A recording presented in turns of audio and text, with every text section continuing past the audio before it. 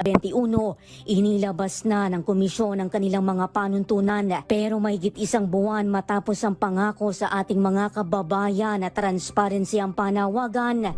I request that an executive session. That we filed a request for an executive session.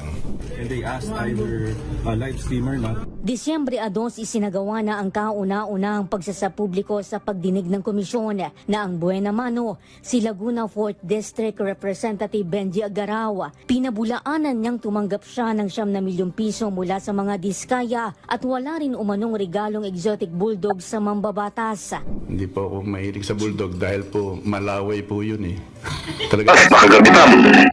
Matandang makailang ulit ng paalala ng Bureau of Protection kaugnay sa maaring pagbulan ng sunog at itinuturo din dito sa mga residente kung paano makaiwas sa sunog.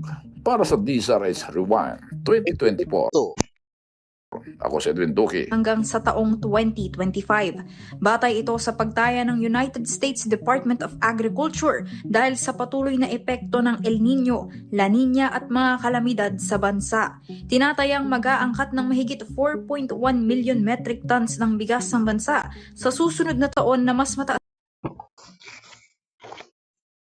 ng mahigit 4.1 million metric tons ng bigas ng bansa sa susunod na taon na mas mataas pa sa 3.9 million metric tons na pagtaya para sa taong 2024. Kaya naman lubos na sinuportahan ng maraming opisyal ng gobyerno at maging ng Department of Agriculture ang pagpapalawig ni Pangulong Bongbong Marcos sa reduced tariff rates para sa pag-angkat ng agri-products hanggang sa December 31, 2024. Ito ay naglalayong makontrol ang presyo ng mga produktong agrikultura at maibsan ang pag-akyat ng inflation sa pagpasok ng taon.